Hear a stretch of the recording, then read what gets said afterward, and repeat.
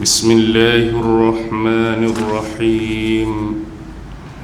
السلام عليكم ورحمة الله وبركاته. الحمد لله رب العالمين، وبه نستعين على أمور الدنيا والدين، والصلاة والسلام على أشرف الأنبياء والمرسلين وعلى آله وصحبه أجمعين. سبحانك لا علم لنا إلا ما علمتنا إنك أنت العليم الحكيم. قال رب اشرح لي صدري ويسر لي أمري واحلل عقدة من لساني يفقه قولي. اللهم يسر ولا تعسر. اللهم صل على سيدنا محمد وعلى آله وصحبه وسلم، ولا حول ولا قوة إلا بالله العلي العظيم. Amma ba'd. Alhamdulillah, syukur kehadrat Allah Subhanahu wa ta'ala, kerana dengan limpah kurnia, rahmat, kasih sayang dan inayah daripada Allah Subhanahu wa ta'ala, alhamdulillah, malam ini sekali lagi kita sama-sama dapat dipertemukan oleh Allah. Dan mudah-mudahan pertemuan ini senantiasa beroleh rahmah, beroleh barakah dari sisinya, insya-Allah. Tuan-tuan, puan-puan, hadirin hadirat, muslimin muslimat yang dirahmati sekalian, mengambil kesempatan masa yang ada, marilah sama-sama kita membaca, menghayati, merenung dan mentadabbur 5 potong ayat yang difirmankan oleh Allah Subhanahu wa ta'ala di dalam awal surah Al-Fajr. Surah Al-Fajr adalah merupakan surah yang ke-89 mengikut tertib susunan surah-surah di dalam Al-Quran.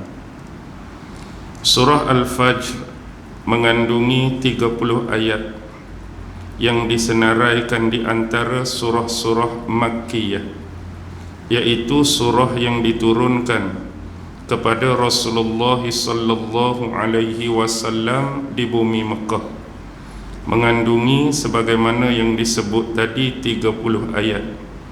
Dan surah ini diturunkan sesudah ataupun selepas surah Al-Lail, wal-laili idza yaghsha. Baik, ada riwayat yang disebutkan di dalam muqaddimah tafsir Al-Quranul Azim karya Al-Imam Al-Hafiz Abul Fida Ibnu Katsir rahimahullahu ta'ala berkaitan dengan surah ini, yaitu satu riwayat yang datang daripada Imam An-Nasai.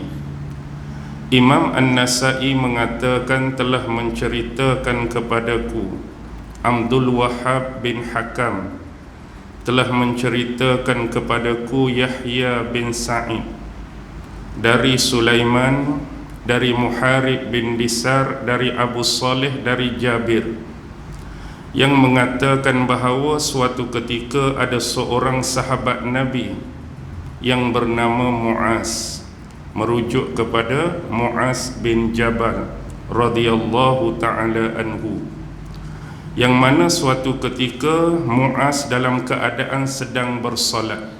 Sahabat Nabi yang nama Muaz ni sedang solat, tiba-tiba datang seorang lelaki yang bermakmumkan kepada Muaz. Kawan tu duduk semayang, tiba-tiba mari seorang lelaki lain bermakmumkan kepada Muaz hak tengah solat. Jadi dalam solat tu Muaz memanjangkan bacaan dia. Jadi Muaz sahabat Nabi ni baca panjang. Jadi bila baca panjang, lelaki yang datang bermakmumkan kepada beliau tu meninggalkan solatnya. Dengan kata lain, memisahkan diri, istilah kita panggil mufaraqah. Jadi kawan tu bila mufaraqah, dia pergi semayang asing-asing di satu sudut lain. Jadi bila selesai solat, Muaz ni selesai solat, bagi salam, siap semua.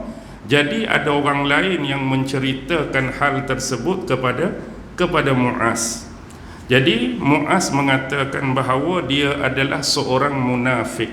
Pada siapa? Pada lelaki yang asal bermakmun pada dia, kemudian mufaraqah tadi. Dan diceritakan hal tersebut kepada Rasulullah.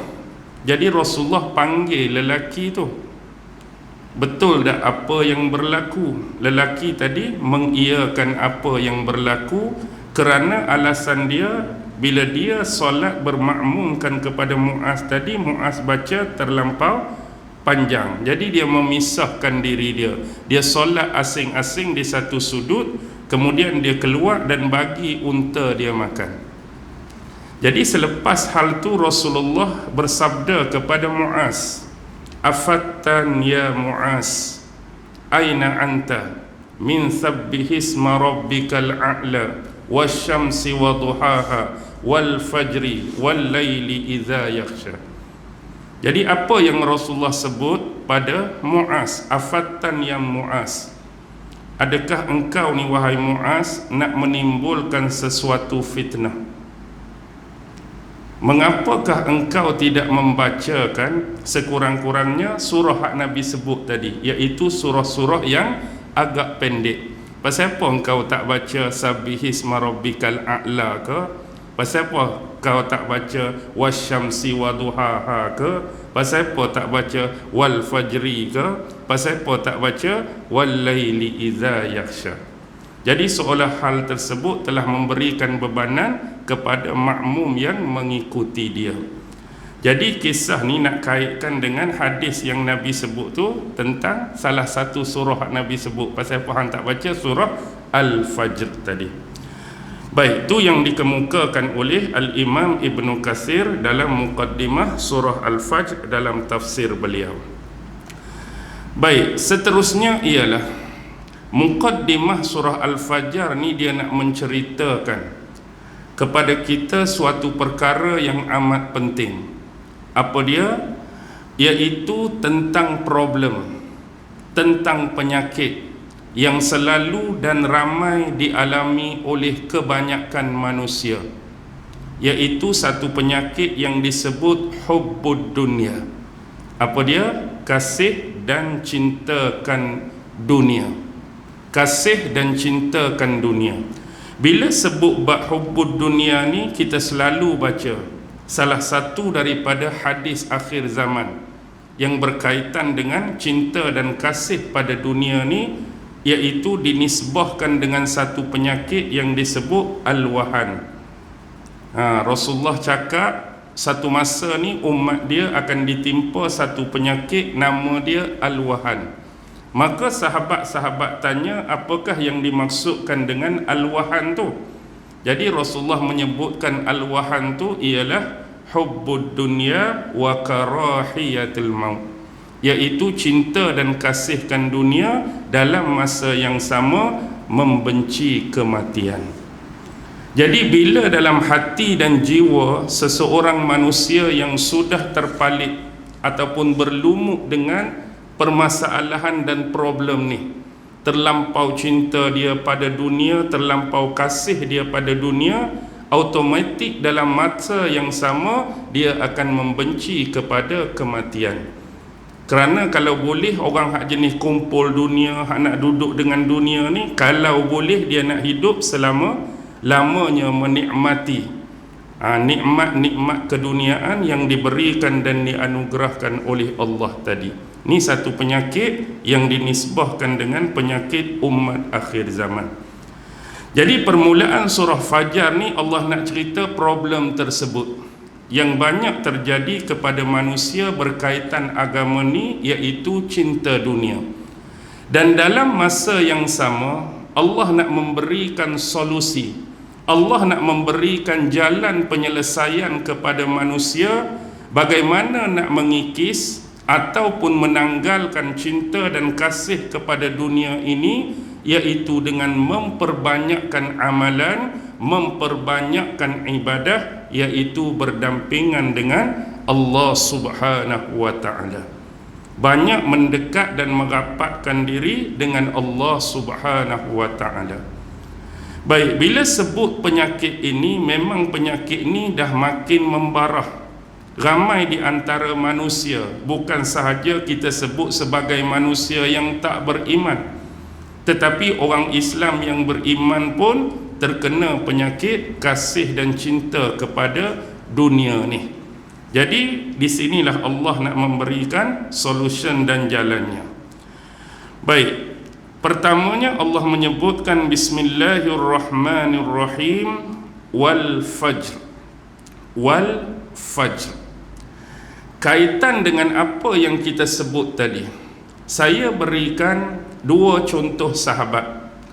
Pertama ialah siapa dia? Yang kaya, Abdul Rahman ibnu Auf, yang berkuasa seperti Sayyidina Umar bin Al-Khattab. Dua tokoh, dua figure sahabat ni kita boleh nisbahkan dengan kelebihan tadi. Abdul Rahman bin Auf dengan harta perniagaan, harta kekayaannya. Begitu dengan Sayyidina Umar. Sayyidina Umar pun kaya, dan dalam masa yang sama dia dilantik oleh umat Islam sebagai khalifah selepas kewafatan Abu Bakar. Dia ada dari sudut kepimpinan, pemerintahan dan kekuasaan. Tetapi kedua-dua tokoh dan figure ini, kehidupan mereka bukan setakat selamat di atas dunia, tetapi ada jaminan syurga oleh Allah di akhirat kelak. Kerana kedua-dua sahabat ni adalah 10 di antara sahabat yang dijamin masuk syurga. Mereka bukan meninggalkan dunia, mereka bukan meninggalkan kekuasaan, tetapi mereka menggunakan dunia mereka mengikut jalan syariat yang sepatutnya. Mereka menggunakan kekayaan mereka dengan jalan syariat, dengan jalan yang diredai oleh Allah. Begitu juga sahabat Sayyidina Umar, dia menggunakan tampuk kekuasaan dan pemerintahan. Kuasa hak dia ada tu untuk menjalankan syariat Allah dengan adil, dengan benar, dengan saksama kepada setiap rakyat yang di bawah pemerintahan dia. Jadi di sini Islam mengajarkan kepada kita, bukan kita datang atas dunia ni nak tolak dunia. Sebab dunia ni adalah sebahagian daripada nikmat yang Allah bagi kepada kita. Allah bagi kekayaan, Allah bagi kesihatan, Allah bagi apa tu? Nikmat. Tetapi Islam mengajarkan bagaimanakah kita nak menyalurkan nikmat tersebut dengan cara dan jalan yang Allah suka, dengan cara dan jalan yang Allah redai. Jadi ambillah kesempatan bagi kita untuk merenung dan insaf diri, mengambil iktibar daripada kehidupan dua tokoh sahabat tu. Bukan kata sahabat lain tak bagus, dah bagus. Alhamdulillah, semua sahabat Nabi adalah orang-orang yang baik dan soleh, yang dapat kita jadikan iktibar, pengajaran dan panutan kehidupan setiap mereka. Cuma itu sebagai percontohan semata-mata. Baik, bila disebut wal fajr, waw di depan tu adalah wawul qasam. Wawul qasam bermaksud waw sumpah. Jadi di sini Allah bersumpah demi waktu fajar. Demi waktu fajar. Benda simple, benda ringkas, benda nampak mudah dan nampak ringan. Tetapi kita nak mencari tahu kenapa Allah Subhanahu wa ta'ala bersumpah dengan waktu fajar. Apa dia punya signifikan untuk dikaitkan dengan problem dan solusi yang Allah nak kemukakan kepada kita semua sebagai manusia dan hamba Allah. Jadi apakah isyarat yang Allah nak bagi tahu dalam sumpah yang menjadi objek, iaitu waktu fajar? Saya sebut dulu secara umum pandangan-pandangan dan pendapat-pendapat ulama berkaitan dengan kalimah Al-Fajr. Kalau buka tafsir yang sama tadi, iaitu tafsir Al-Quranul Azim, Imam Ibnu Katsir, antara pandangan ulama, fajar itu ialah merujuk kepada waktu fajar lah. Waktu fajar, permulaan hari dalam setiap kehidupan manusia. Ada pendapat lain yang mengatakan fajar tu merujuk kepada waktu subuh. Subuh pun boleh juga, sebab bila mula fajar, bermulalah waktu subuh. Dan ada yang mengatakan fajar itu bermaksud fajar pada 10 Zulhijjah. Bukan setakat fajar saja, tapi kekhususan dia ialah fajar 10 Zulhijjah bermaksud Yaumun Nahar, iaitu hari raya Aidil Adha. Dan ada juga menyebutkan fajar tu ialah berkaitan solat. Pada waktu fajar tu yang dinamakan solat fajar 2 rakaat. Dan ada juga fajar tu ialah merujuk kepada siang hari yang berterusan pada hari tersebut. Tak kira lah hari mana, sebab setiap hari tu ada fajar. Tapi kalimah fajar tu bermaksud permulaan fajar berterusan sepanjang hari. Itu adalah dapatan pandangan-pandangan dan pendapat di dalam tafsir Ibnu Katsir. Walau bagaimanapun, kita nak bagi secara lebih mendalam. Baik, bila sebut fajar, fajar dalam bahasa Arab ni kata dasar dia fa jim ra. Contoh, dalam bahasa Arab ada kalimah infijar. Infijar ni ialah satu keadaan yang mana macam kita sebut bom meletup. Bom meletup, infijar, pam, meletup. Dan ada juga dari kata dasar fa jim ra ni ialah terpancar. Macam kisah Nabi Musa pukul tongkat dia pada batu tu. Apa berlaku lepas pukul tu? Fajarat min husnata asyrata aina, maka terpancarlah 12 mata air.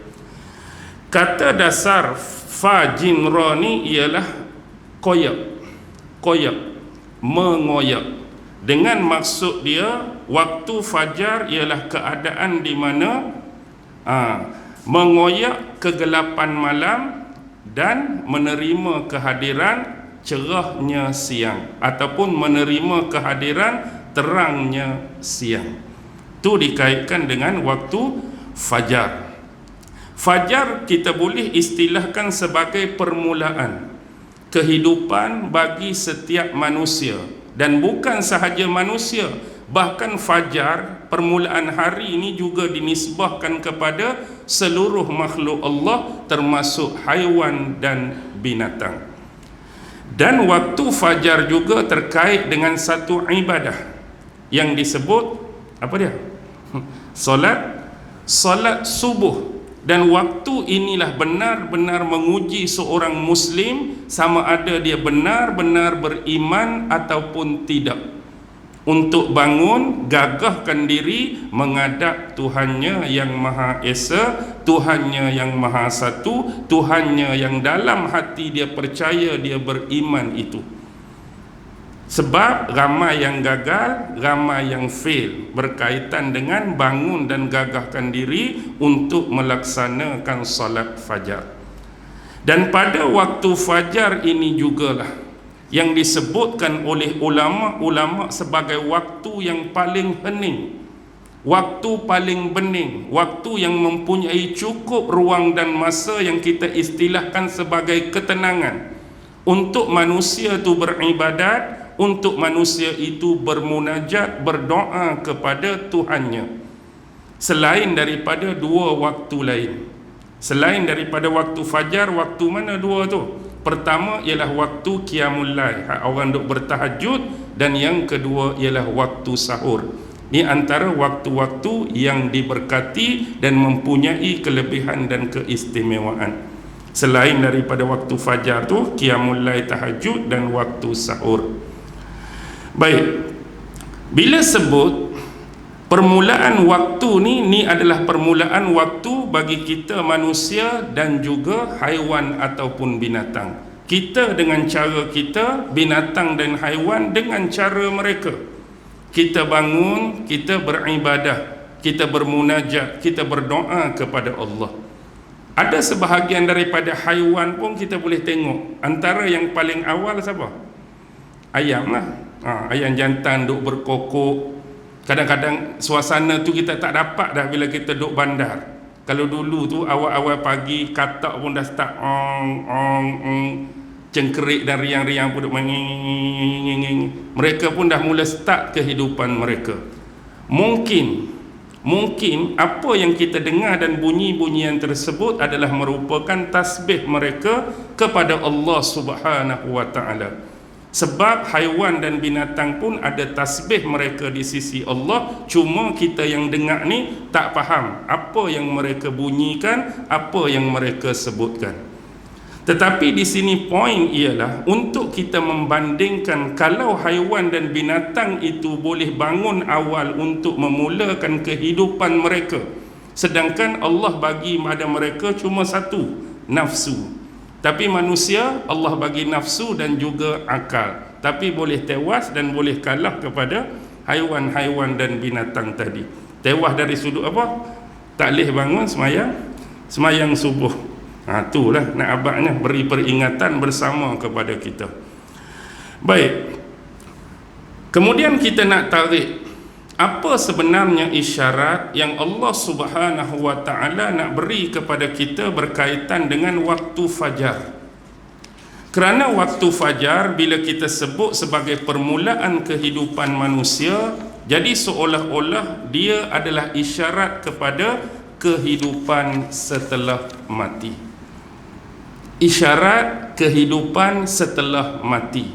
Jadi semalam kita tu sedang tidur, kemudian kita dihidupkan kembali oleh Allah Subhanahu wa taala untuk memulakan kehidupan baru yang bermula dengan waktu fajar. Jadi di sini poin yang paling penting untuk kita pegang ialah sebenarnya hampir setiap malam Allah memberikan mesej dan keyword ini, iaitu peringatan tentang hari kebangkitan. Tiap-tiap malam seolah-olah bila kita tidur dan kita bangun pagi pada waktu subuh, kita bangun pagi pada waktu fajar tu ialah peringatan Allah kepada kita tentang hari akhirat, tentang hari kebangkitan, tentang hari pembalasan. Tiap-tiap malam kalau bagi manusia yang mahu berfikir tentang hal tersebut. Cuba kita tengok doa yang diajarkan oleh Rasulullah sallallahu alaihi wasallam selepas kita bangun tidur. Apa dia?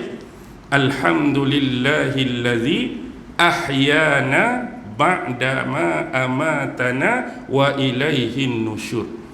Segala puji bagi Allah yang telah menghidupkan kami kembali setelah kami dimatikan. Ba'dama amatana wa ilaihin nusyur, dan kepada Allah lah kami akan dikembalikan. Jadi pengucapan rasa syukur di sini permulaan dengan lafaz alhamdulillah bukanlah kerana Allah menjagakan dan mengejutkan kita kembali daripada tidur. Tak ada di situ segala puji bagi Allah yang telah mengejutkan kami daripada tidur kami. Bukan tu makna doa tu. Tapi makna doa tu segala puji bagi Allah yang telah menghidupkan kami kembali setelah kematian kami. Jadi nisbah tidur di sini dianggap sebagai salah satu bentuk kematian bagi manusia. Jadi siapa-siapa yang tidur pada waktu malam, sat lagi kita nak tidur tu, itu adalah salah satu daripada bentuk kematian yang diperingatkan oleh Allah. Kerana bila kita tidur, ada sebahagian roh yang diambil oleh Allah. Kemudian bila Allah nak membangunkan balik, nak menghidupkan balik, Allah mengembalikan semula roh tersebut kepada kita sehingga kita boleh bangun, sehingga kita boleh jaga dan meneruskan kehidupan pada awal waktu fajar tu. Jadi nak memberi peringatan kepada kita tentang hal tersebut. Jadi pentinglah tu. Baik, seterusnya, waktu fajar ini adalah merupakan waktu yang terbaik, sebagaimana yang kita sebut tadi, untuk kita mendekatkan diri kepada Allah Subhanahu wa ta'ala. Dan bila Allah bersumpah dengan sesuatu benda, kita harus mencari tahu rahsia dan hikmah di sebalik objek yang Allah sumpah. Jadi bila Allah sebut waktu ni antara waktu yang paling baik untuk kita beribadah, waktu yang paling baik untuk kita bermunajat dan berdoa, maka bagi setiap Muslim yang beriman, dia kena peka, dia kena alert. Dengan apa? Dengan waktu-waktu yang Allah sediakan secara khusus dari sudut untuk melaksanakan ibadah dan waktu-waktu yang makbul doanya di sisi Allah Subhanahu wa ta'ala. Jadi kita kena peka benda-benda macam ni, waktu-waktu yang bersesuaian, waktu-waktu yang doa kita ni senang untuk diterima oleh Allah. Antaranya ialah pada waktu fajar. Baik. Seterusnya, walayalin ashr, walayalin ashr, dan malam yang 10. Malam yang 10. Malam yang 10. Malam apa pula ni? Okey. Baik, secara umum saya sebut dulu apa yang dipegang oleh ulama-ulama jumhur. Maksud malam yang 10 ni, ada ulama jumhur yang mengatakan malam yang 10 merujuk kepada 10 Zulhijjah. 10 Zulhijjah, dan ada yang mengatakan 10 malam terakhir bulan Ramadan. Ini pendapat jumhur yang masyhur. Jadi maksud yang pertama tu daripada 1 Zulhijjah sampai 10 Zulhijjah, jatuh hari raya haji tu. Kalau pendapat yang kedua, maksud malam yang 10 tu ialah 10 malam terakhir daripada bulan Ramadan. Baik, tu secara umum. Ada tak pendapat lain daripada benda tu? Ada pendapat lain yang mengatakan 10 malam yang pertama dengan 10 malam yang pertama dengan 10 malam yang terakhir tu merujuk kepada 10 malam pada setiap bulan. Maksudnya bila kita mari sebulan, 10 malam pertama maknanya 1 hingga 10, pada bulan tu juga daripada 21 sampai 30 bulan yang sama. Kerana mereka mengatakan tahap bulan tu pada awal 10 pertama dengan 10 akhir itu lebih terang dan lebih jelas daripada pertengahan dia. Maksudnya sifat cerah bulan, sifat terang bulan tu dia lebih cerah pada 1 hingga 10 dengan 21 hingga 30. Kenapa banyak sangat perbezaan pendapat tentang ayat yang kedua ni? Kerana ialah pada kalimah ashr tu tak ada alif lam. Tak ada alif lam.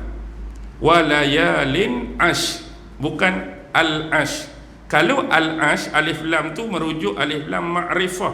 Bila alif lam ma'rifah, kita dah boleh tentukan 10 tu merujuk malam apa, 10 tu malam mana, 10 tu khusus untuk malam bulan apa. Tapi bila dia kosong daripada alif lam ma'rifah, maka ulama-ulama memberi ruang ataupun membuka untuk perbezaan pendapat yang banyak tadi.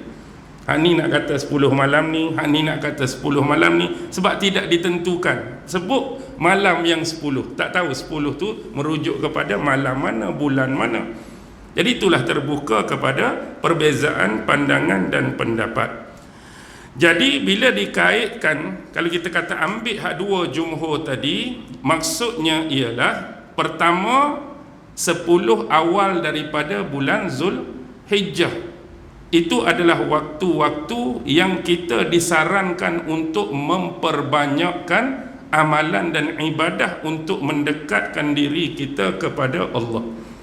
Rasulullah sendiri pun berpuasa di antara 1 hingga 10 tu. 1 hingga 10 di antara, maksud saya bukan puasa raya haji tu. Nanti orang silap faham pula. Memperbanyakkan doa pada awal-awal bulan Zulhijjah. Baik. Yang kedua ialah 10 malam yang terakhir daripada bulan Ramadan. Ini juga disebutkan dalam hadis Nabi untuk kita ni seolah-olah buat kuda-kuda, ikat tali pinggang, kita kata berbuat ibadat tu lebih serius. Lebih kuat, lebih teguh daripada malam-malam biasa hak awal-awal bulan Ramadan. Sebab kita nak cari satu malam yang besar anugerahnya dianugerahkan oleh Allah, iaitu malam Lailatul Qadar. Walaupun kita tak tahu Allah nak letak setiap tahun tu Lailatul Qadar kat mana, cuma ada gesaan dalam hadis-hadis Nabi untuk memberikan lebih perhatian yang serius kepada amalan dan ibadah pada konteks 10 malam yang terakhir. Jadi apa kepentingan dua bentuk 10 ni? Kalau kita tengok, ambil yang hak malam Lailatul Qadar dulu. Malam Lailatul Qadar ni ialah kaitan dengan apa? Kelebihan dia kaitan dengan turunnya Al-Quran. Sebab dalam surah apa dia? Al-Qadar itulah Allah cerita pada malam Lailatul Qadar Allah telah menurunkan Al-Quran daripada Lauhil Mahfuz ke langit dunia di Baitul Izzah secara sekaligus 30 juzuk. Jadi bila Al-Quran turun, dari sudut hikmah dia bermakna di sinilah permulaan berkembangnya agama Islam melalui misi dakwah tauhid Rasulullah sallallahu alaihi wasallam kepada umat manusia dari sudut sejarahnya. Kalau yang kedua tadi bulan Zulhijjah ialah apa? Ialah tentang pembukaan kota Mekah. Pembukaan kota Mekah, bukan maksud Mekah mula-mula dulu dibuka dah. Ni maksud buka kota Mekah hak zaman Nabi masuk 8 Hijrah. Peristiwa Fathu Mekah tu berlaku pada awal bulan Zulhijjah. Itu dari sudut sejarah dia. Jadi dari sudut turun Al-Quran kita boleh kait dengan apa? Permulaan dakwah misi Islam yang disebarkan oleh Rasulullah, manakala kait dengan 10 Zulhijjah ialah misi penyempurnaan dakwah Rasulullah. Sebab selepas pembukaan kota Mekah, dakwah Rasulullah dah mula diterima oleh bukan setakat orang-orang Arab di Mekah, tetapi orang-orang Arab di luar Mekah pun berduyun-duyun datang untuk menyatakan bai'ah dan keislaman mereka kepada Rasulullah sallallahu alaihi wasallam. Jadi poin yang kedua, sama ada 10 yang awal Zulhijjah atau 10 yang terakhir daripada malam Lailatul Qadar, dia masih lagi berkait cara untuk kita rapat diri, untuk kita dekat diri, untuk kita taqarrub kepada Allah, waktu-waktu yang mustajab dan makbul doanya. Selepas Allah cerita waktu fajar tu, Allah nak cerita 10 malam ni, tak kira lah 10 malam. Kalau kita nak kata hak awal Zulhijjah pun tak apa, kalau kita nak kata hak 10 malam terakhir Ramadan pun tak apa. Sebab ni adalah waktu-waktu yang Allah beri peluang kepada kita untuk kita ni meningkatkan amalan dan ibadah kita kepada Allah Subhanahu wa taala. Baik, tu yang kedua. Yang ketiga, wasyaf'i wal watr. Syaf'i wal watr senanglah. Syaf'i itu yang genap, wal watr yang ganjil. Allah bersumpah demi yang genap, demi yang ganjil. Apa benda yang genap, yang ganjil ni? Kita sebut dulu hak umum dalam tafsir Ibnu Katsir. Sekurang-kurangnya ada 4 pendapat. Pertama, ada ulama mengatakan asy-Syafi'i kata hak genap tu merujuk kepada 10 Zulhijjah, iaitu hari raya Aidil Adha. Kalimah 10 itulah hak genap. Manakala al-witr tu yang ganjil tu merujuk Yaumu Arafah yang jatuh pada 9 Zulhijjah. Okey, faham tak? Pendapat pertama, hak kata Syafi'i genap tu 10 Zulhijjah hari raya, wal watr hak ganjil itu 9 Zulhijjah hari Arafah. Pendapat yang kedua terbalikkan benda tu saja.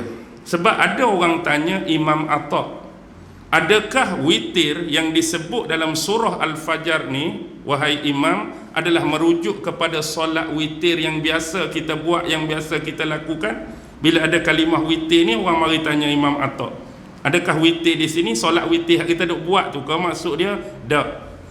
Tapi wasyaf'i wal witir ni bermaksud asy-Syafi'i itu ialah Yaumun Arafah Wal witir tu ialah hari raya Aidil Adha, terbalik daripada pendapat hak pertama tadi. Tu pandangan yang kedua. Manakala pandangan yang ketiga ialah dia rujuk surah Al-Baqarah ayat 203. Faman ta'ajjala fi yawmaini fala isma alaihi wa man ta'akhkhara fala isma alaihi. Maksudnya daripada kalimah Asy-Syafi'i tu, wa man ta'ajjala, siapa yang ingin bersegera meninggalkan apa? Bumi Mina. Bumi Mina selepas tempoh 2 hari, maka tidak ada dosa baginya.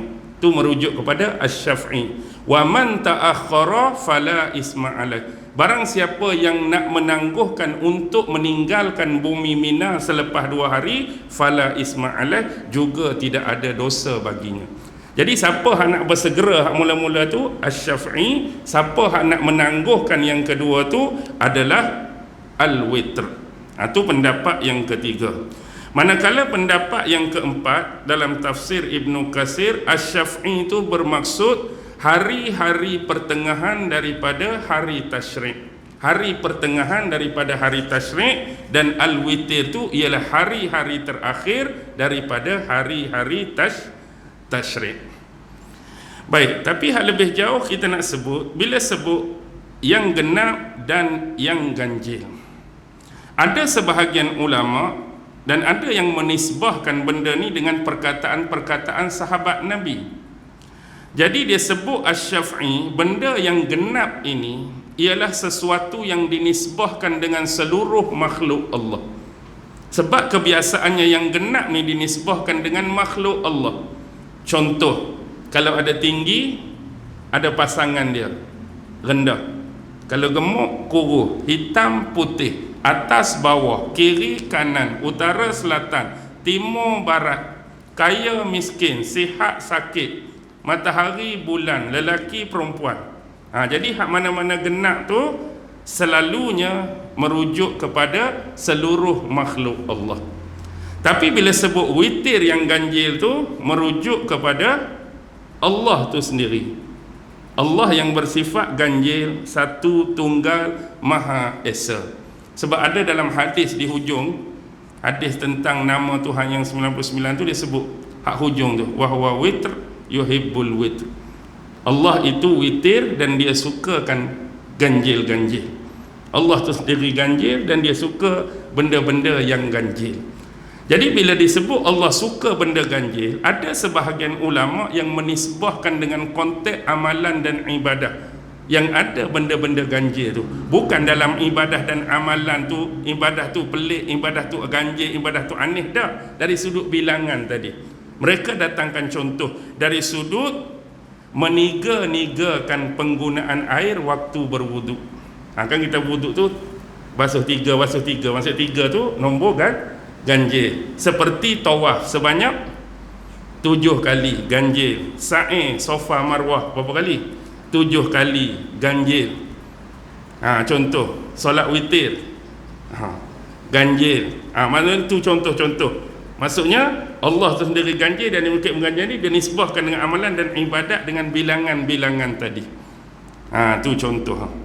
Baik, kalau kita sebut nisbah kita tadi, bila sebut kita ni genap, walaupun genap, tapi kita ni sendiri datang daripada sifat keganjilan. Maksud ganjil lagu mana? Contoh kita kata lelaki perempuan ada pasangan genap, tapi sebelum dia nak jadi genap tu, waktu kita bersendirian, kita seorang, maksudnya kita tu asal ganjil.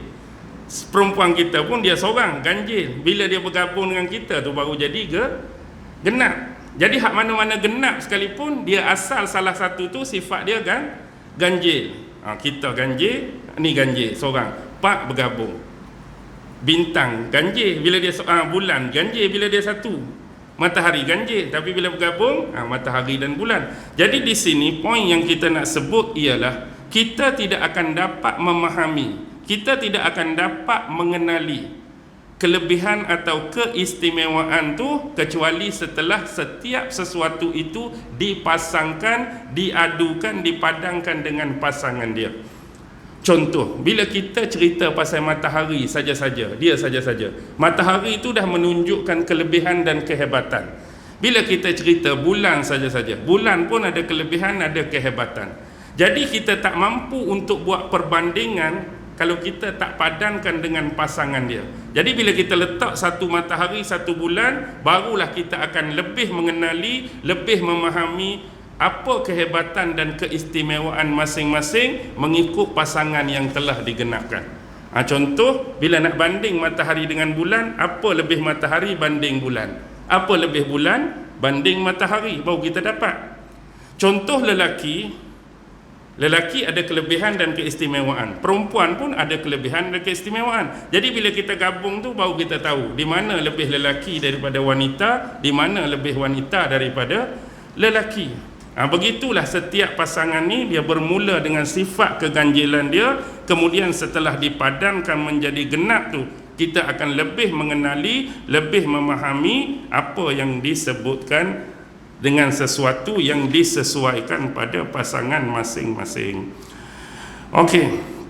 Wal laili idza yas, dan malam apabila ia berlalu. Dan malam apabila ia berlalu. Jadi yang dimaksudkan di sini, yang berjalan tu sifat apa? Malam lah kan. Allah sebut malam apabila ia berlalu. Yas ni berjalan, malam yang berjalan, bukan malam tu ada kaki berjalan. Dah, maksudnya pergerakan masa tu. Maksudnya bila bermula malam, dia tidak statik di situ. Jadi pergerakan masa, kita katalah bermula malam, terbenam matahari 7.30 lah kita letak. Jadi dia bukan kata oh malam dah 7.30, duduk 7.30 situ tak gerak-gerak. Tak. Sifat malam tu dia ada perjalanan masa dia. Lepas 7.30, 7.31, 7.32, 7.33. Macam kita tadi bermula tenggelamnya lah, ni dah sampai 8.27, 8.28. Dia bukan berhenti di sini sebab ustaz ceramah. Bila ustaz ceramah masa kena stop. Tak ada, masa jalan. Kalau stop apa jadi? Kalau stop apa jadi? Okey, ustaz ceramah masa stop. Tak tahu nak sembahyang isyak bila, sebab masa tak gerak. Ni isyak lama dah, kita tak semayang lagi pun. Maksudnya masa tu berjalan. Sampai masa akan berjalan, sampai dia akan balik pada yang pertama tadi, waktu fajar. Di sini ialah Allah nak cerita apa? Masa itu berjalan dan kepentingan masa dengan manusia. Jadi Allah nak bagi tahu dengan masa yang ada, ambillah kesempatan melalui 3 hak Allah, objekkan sebagai sumpah tadi. Dalam masa itulah hang cari benda-benda, hang cari perkara-perkara yang dapat mendekatkan diri hang dengan Tuhan. Carilah waktu-waktu yang sesuai, yang Allah cerita kelebihan, yang Allah cerita keistimewaan, waktu-waktu yang doa tu Allah makbul. Biar peka, biar alert dengan sumpah-sumpah tadi. Jadi dalam masa yang sama Allah nak cerita masa ni berjalan. Masa ni berjalan. Dan satu masa dia akan berakhir di mana? Berakhir dengan kematian kita. Berakhir dengan kematian kita. Lebih jauh, lebih besar, berakhir dengan kematian dunia ni. Jadi poin dia, ambil kesempatan pada masa yang ada yang Allah bagi tu. Sebelum Allah cabut nyawa kita, tak ada peluang dah nak baca Quran, tak ada peluang dah nak amal ibadat, tak ada peluang dah nak semayang, nak baca Quran, nak buat amalan lain. Ada peluang lagi tak lepas meninggal? Tak ada dah. Bahkan banyak diceritakan orang-orang yang meninggal dalam kubur tu kalau boleh nak hidup balik. Nak hidup balik. Ada yang nak bersedekah, ada yang nak buat amal ibadah, ada nak semayang, ada nak baca Quran. Yang dia rasa tu menyesal. Benda-benda tu dia tak sempat buat waktu hidup atas dunia kerana terlampau larut, leka dan lalai dengan kehidupan dia dulu. Kalau boleh nak bayar, kalau boleh berhidup dah, nak bayar balik, nak suruh hidup, nak buat. Sepah mereka kena dan rasa apa yang Allah berikan pada mereka waktu duduk di alam kubur tu.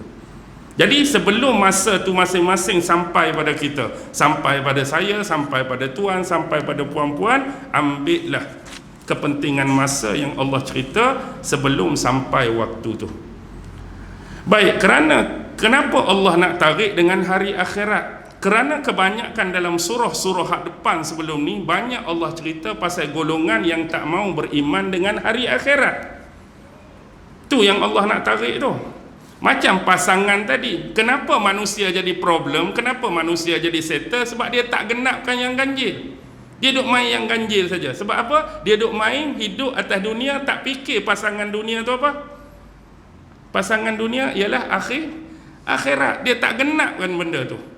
Jadi dia hidup, aku nak hidup atas dunia, nak makan atas dunia, nak minum atas dunia, nak enjoy atas dunia, nak nikmat atas dunia. Tapi dia tak cari kegenapan bagi dunia tu. Genap bagi dunia ialah memikirkan hal ehwal akhirat kita. Tempat kita nak pi, tempat kita nak menerima hasil usaha kita sebagai manusia, apa yang kita buat waktu kita hidup dulu. Jadi itulah Allah sebut pada awal tadi, kenapa manusia ni bermasalah? Sebab tak mau fikir, tak mau ambil tahu tentang hal-hal yang menjadi pasangan dunia, iaitu akhirat tadi. Jadi Allah nak tarik balik dengan masa yang berjalan, waktu malam yang bergerak ni dengan kepentingan masa. Sebab ramai di luar sana, contoh golongan-golongan etis, golongan-golongan free thinker, golongan-golongan yang mungkin dia tu beriman pada Tuhan tapi tak dapat nak menerima tentang keimanan kepada hari akhirat. Sebagaimana contoh musyrikin Mekah dulu. Musyrikin Mekah percaya tak pada Tuhan? Percaya. Tapi bila sebut hari akhirat, ada yang sampai memperolok-olokkan Nabi bawa tulang-tulang. Cuba tunjuklah ke mana tulang ni nak tangkuk balik daging, nak hidup balik.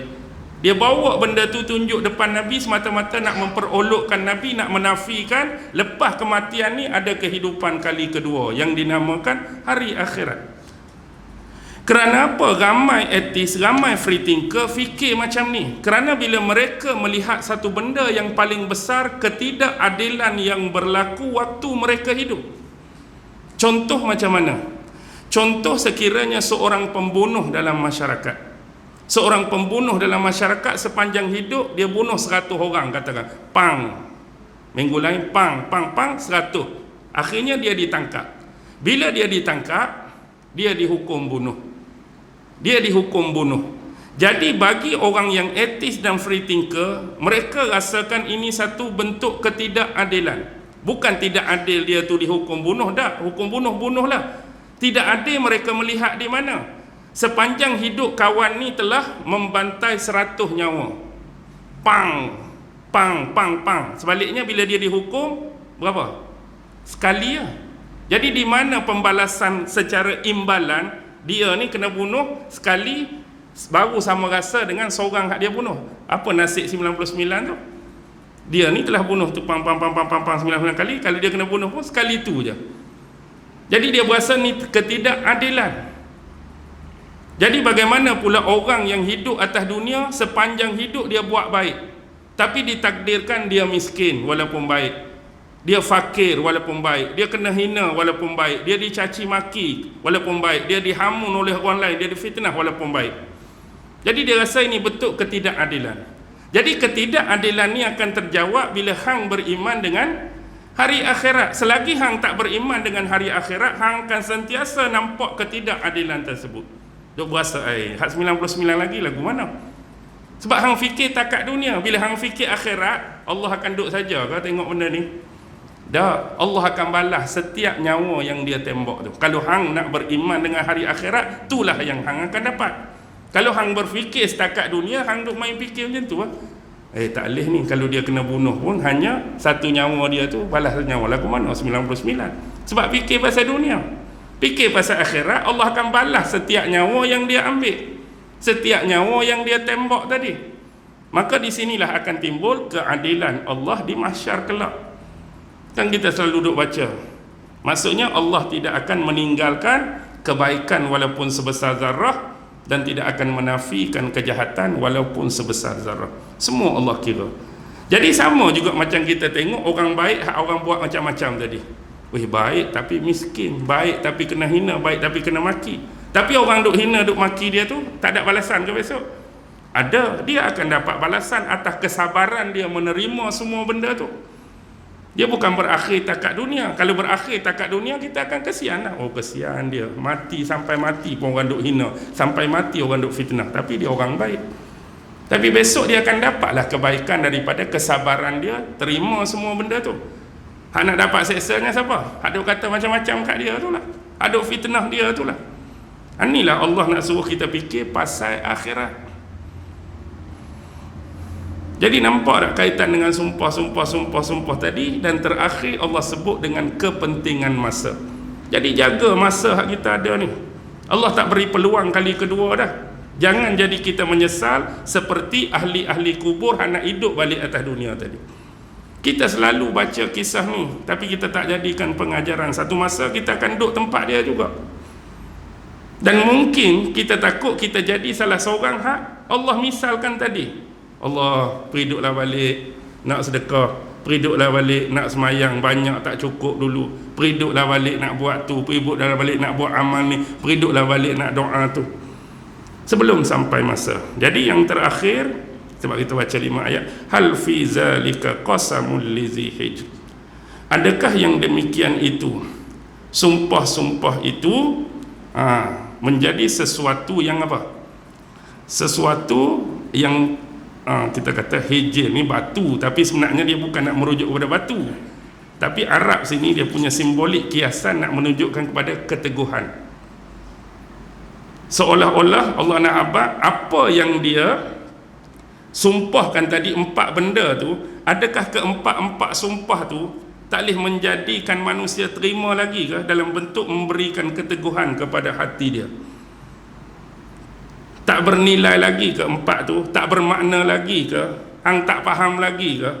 Hang tak mau ambil pengajaran lagi ke kepada apa yang Allah bawa 4 tadi?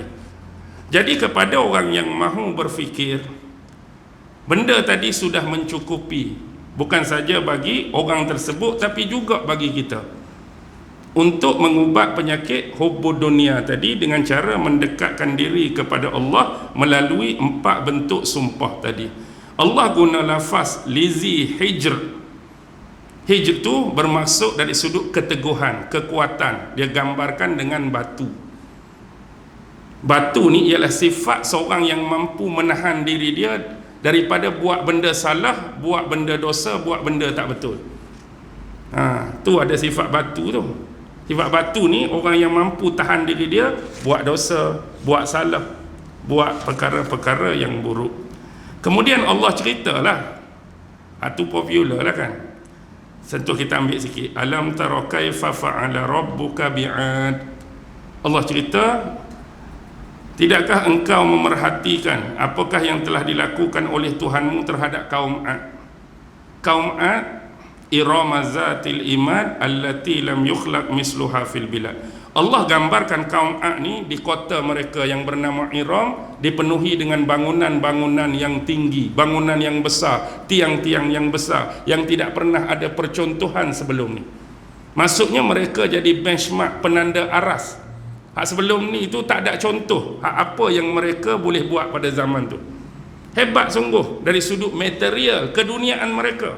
Tapi bila mereka menolak syariat, menolak Tuhan, menolak Nabi Hud sebagai utusan yang dihantar Allah pada mereka, akhirnya apa jadi? Mereka diazab. Jadi bila diazab, ada guna lagi tak keduniaan yang mereka banggakan sebelum ni? Zaman kami buat bangunan besar-besar ni, zaman kami buat bangunan tinggi-tinggi ni, hak tiang-tiang semua zaman kami ya.